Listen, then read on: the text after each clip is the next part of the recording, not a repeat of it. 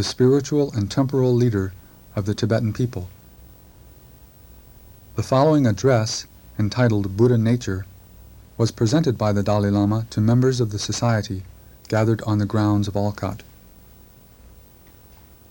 Born to a peasant family, His Holiness was recognized at the age of 2, in accordance with Tibetan tradition, as the reincarnation of his predecessor, the 13th Dalai Lama. He began his training at the age of 6 and completed the Geshe Laramya degree, Doctorate of Buddhist Philosophy, when he was 25. In 1959, His Holiness sought asylum in India after the Chinese crushed the Tibetan people's national uprising in Lhasa. The Dalai Lama has earned the deep respect of many world leaders for his untiring efforts to bring about a permanent peace to the world community. I'm very happy on behalf of the Theosophical Society in America to welcome His Holiness the Dalai Lama. It's a great privilege for us to have his presence amongst us. I'm now going to ask Mayor Rada from Wheaton to say a few words.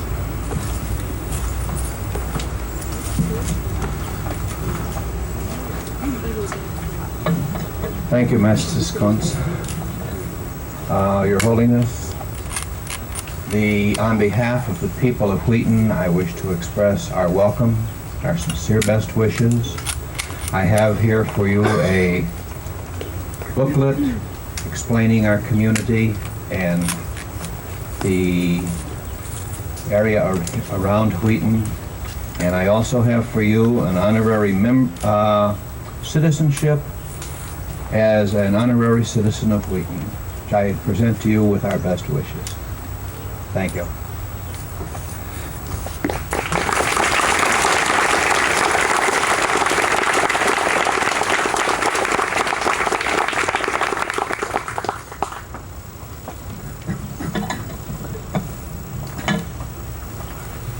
We in Olcott are very happy to have His Holiness as a citizen of Wheaton. I am sure that he is a citizen of the world, but we like to think that you are also a special a citizen here. What I'm going to ask next is to ask our international president, Mrs. Radha Burnier, to say a few words about His Holiness, as His Holiness has been in the international part, in Adia International Estate of the Theosophical Society, where I personally heard him speak in 1975, I believe. But she has known him for many years, and I thought it would be very nice if Mrs. Radha Burnier would come up and say a few words. Would you come up, Rada?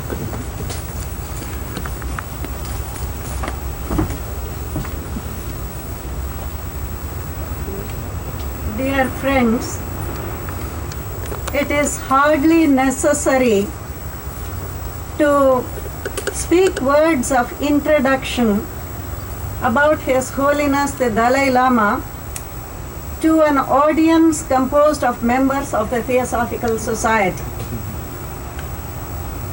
But I will add to the words of Mrs. Dora Kunz my own very warm welcome to him on this occasion on behalf of our society. His first contact with the Theosophical Society was in 1956 when he came from Tibet for participating in the celebration of the 2500th anniversary of the Lord Buddha. The Theosophical Society from its inception has had a special respect, veneration for the teachings of the Lord Buddha, and therefore it is most appropriate that we have this occasion and privilege of hearing what His Holiness has to say about the Buddha nature, which is his subject. Some of you will know that those who inspired the founding of the Theosophical Society, as well as its two founders, Olcott and Blavatsky, expressed not only their reverence for the Lord Buddha, but in the case of the founders, they became Buddhists when they were in Ceylon. And there has been a continuous tradition of contact with Buddhist teachings. The world at present needs compassion and compassionate conduct more than anything else. And His Holiness is bringing that message to all the world where he is traveling.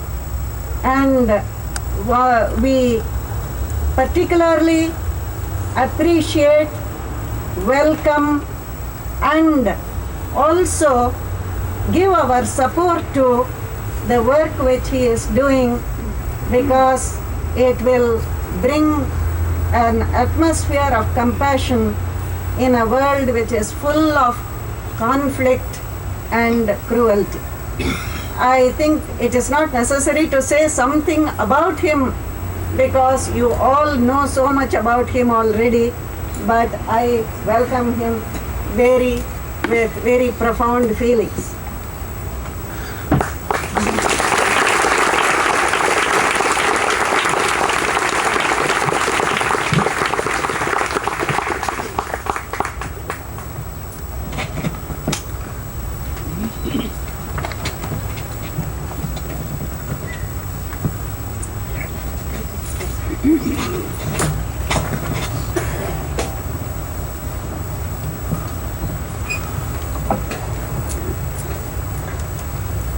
이렇게 오시면.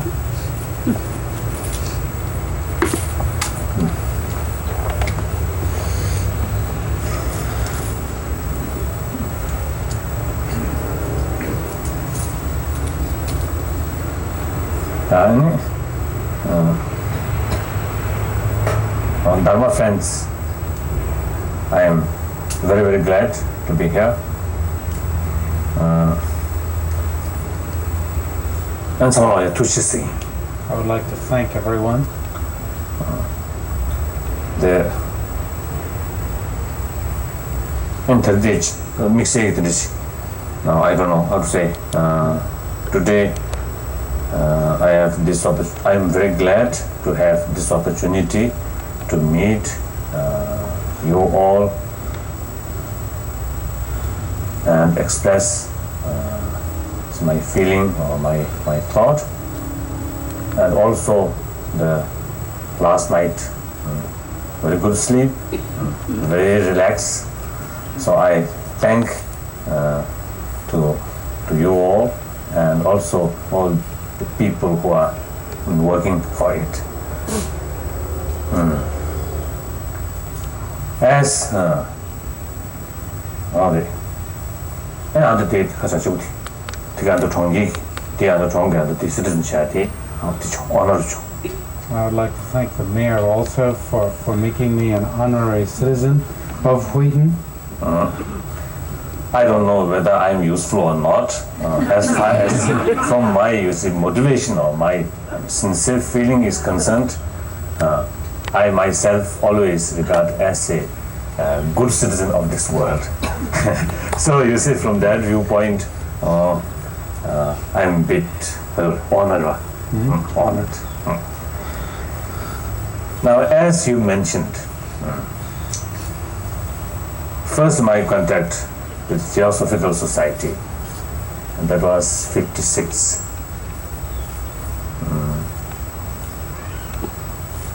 I came to India with Panchen Lama. At that time, we are not refugee. Now today, so my position is something like stateless. So during past now more than almost 25 years of period, I learn many things. Generally speaking, not happy type, but more suffering nature, more problem, more tragedy. During these experience, during this period, one of the most reliable friend or teacher is my own compassion, my own tolerance, patience. These inner feeling or inner experience or inner thought are the, when you face most difficult circumstances, these are the most reliable. These help from these thoughts, we can face problem much easier, much better, and also despite the external problems, the inner strength, the determination, or the will never change.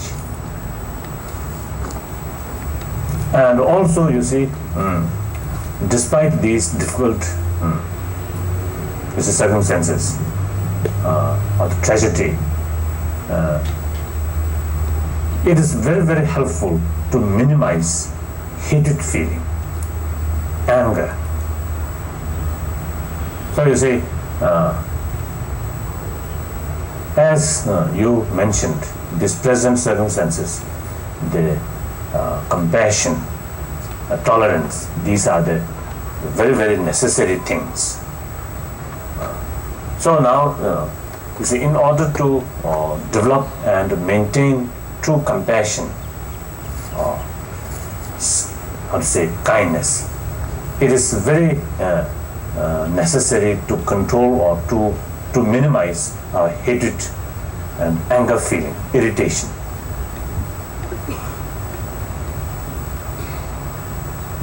So in fact, through our enemies, through those people, and from those people who are making problem or trouble, from them we can learn the tolerance and the real practice of dharma. We can learn from them. So from that viewpoint, instead toward these and these objects, towards these persons, these people, instead of feeling hatred, if we properly think, we can learn patience and deep respect for them. So last more than 2 decades experience is for me, for my own practice, is something very golden opportunity. So, very good golden opportunity.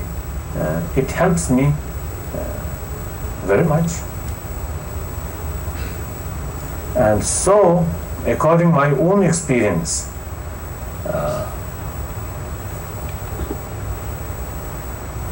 the tolerance and compassion, these kindness, these thoughts are very useful, very helpful. Now I am going to say something about the Buddhist explanation about the Buddha nature.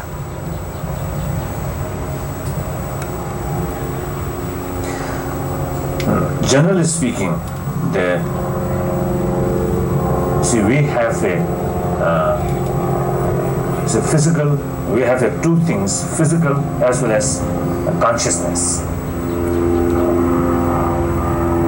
Now we know the physical is something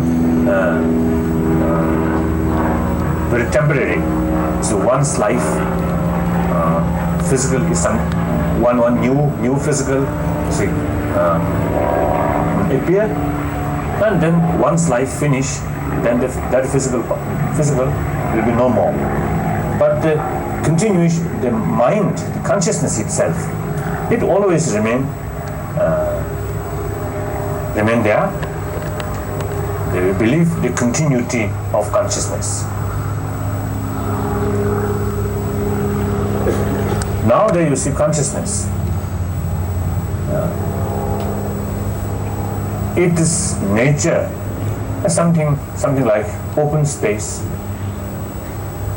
Itself is no color, no form, yet it can reflect many things, and everything can reflect in it. But itself is formless. And at the same time, it is very powerful and ultimate source of energy.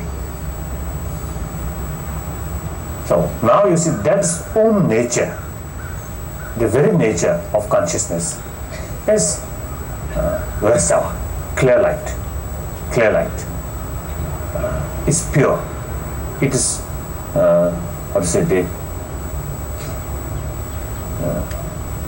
its essential nature is pure, not something not something dirty.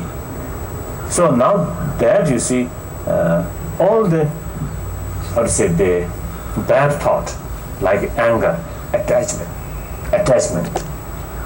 jealousy, pride, all these you see thought are the secondary, not the real substantial nature. So its substantial nature is pure, not disturbed by these thoughts. When the secondary, now all these thoughts there. So the essential nature, that is the real cause, or the real cause of Buddhahood, enlightened one. So because the essential nature is pure, no bad things.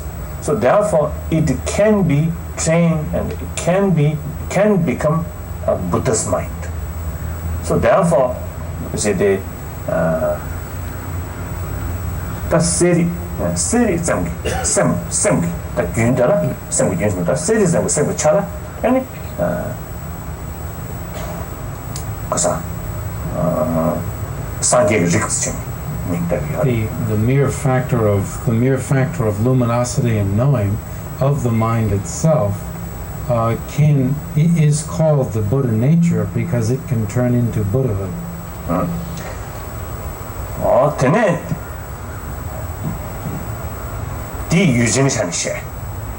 This is a description of the Buddha nature from the point of view of the subject side, that of the consciousness.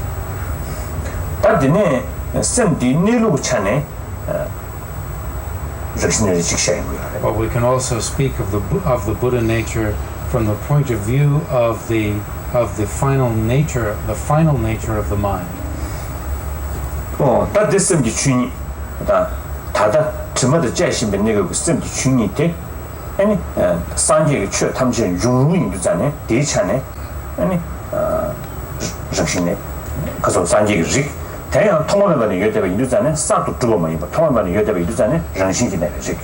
This is the empty reality of the mind, and even though it is accompanied by defilement, because it can turn into Buddhahood, it is called the Buddha nature. Because it has no beginning, it is also called the naturally abiding lineage.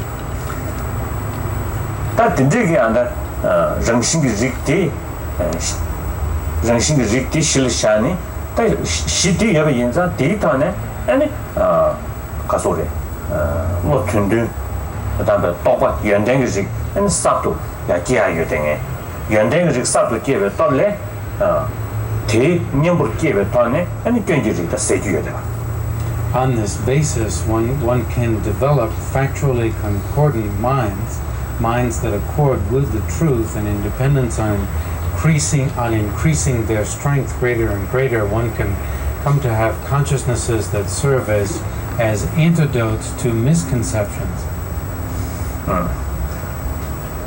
된대기다 람 권배 타네 아니 남긴 주run기다 사미기 최 다데 게rello 다 사미기 최선다 사미기 최선도 게는디들 아니 genjuris These new qualities of these new qualities of mind that are generated in dependence upon causes and conditions on the basis of this nature are called the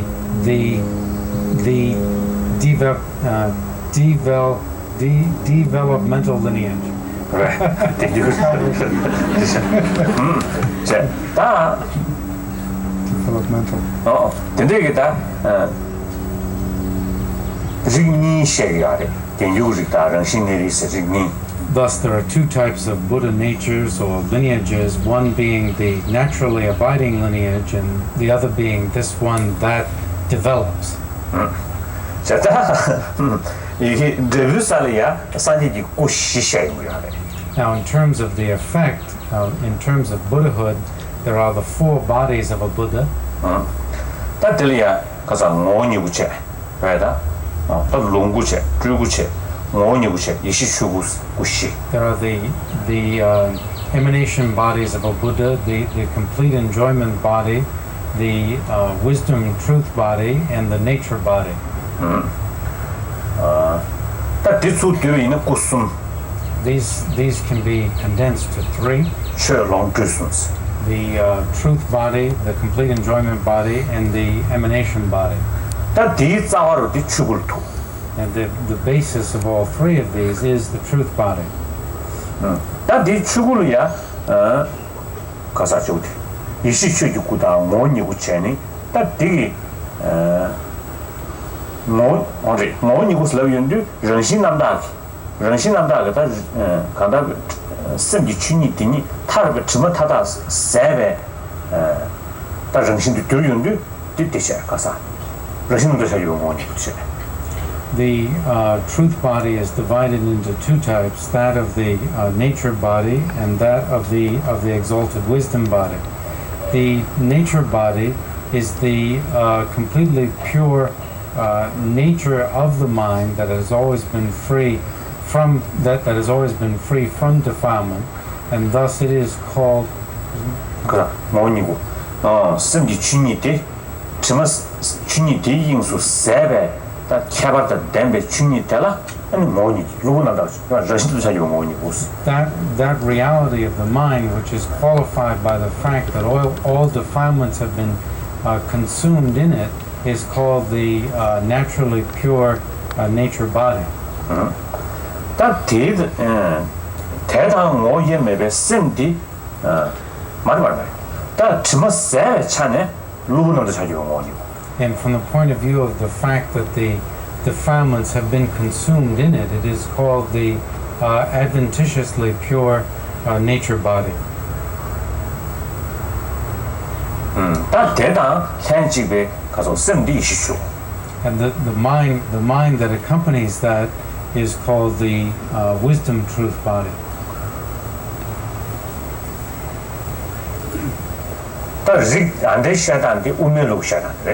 This interpretation of the Buddha nature is from the point of view of the Madhyamaka system.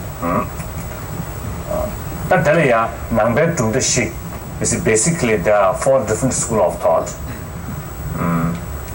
That's called Webershik and Sotantik and Chitmantra and the Madhyamika. Now this explanation which I just explained according to the Madhyamika philosophy.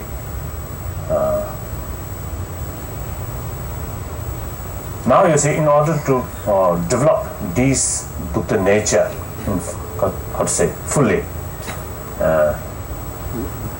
and further development on the basis of Buddha nature, then the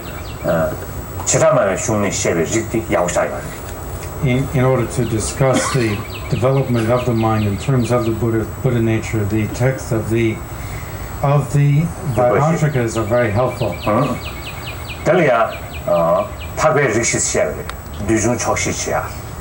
it is said that there are 4 types of lineages there in terms of knowing satisfaction. Contentment. Contentment. You see, so that is something really is practical. All the Buddha nature is already there. According to Buddhist scripture, we already have the Buddha nature. But yet, because we not practice well, so the Buddha nature not much helpful. We face all these problems. Yet there is the Buddha nature, but there is nothing helpful in our daily life. So now, in order to save in problem in daily life or our lifetime, is the These 4 lineages of superiors is very helpful, as they are explained in the text of the Vaibhashikas. So you say our clothes, our food, our shelter. We need basic necessity. Of course, you see, we need, very necessary. But you see, if we let under the influence of unlimited desire, greedy, I want this, I want that, you see, if we not checked, not self-disciplined, if our desire let grow, then you see there is no, from the desire itself, the desire will not remain contentment. Always wanting. There is no time to fulfill our own desire.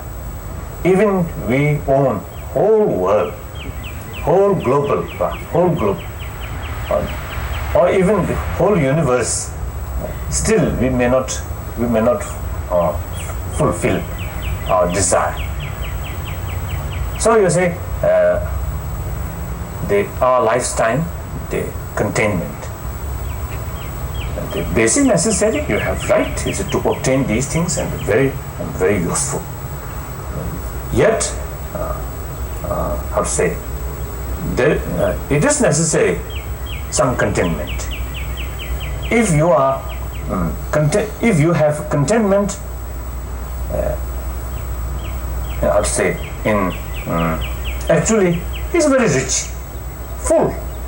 He feel, I'm quite all right. I have everything. If a millionaire or billionaire, no contentment, mentally very poor, always wanting, not sufficient. So therefore, one's life, the contentment, also one of the important factor which gives you more peace, more relax, more happy. So these are the about the Buddha nature.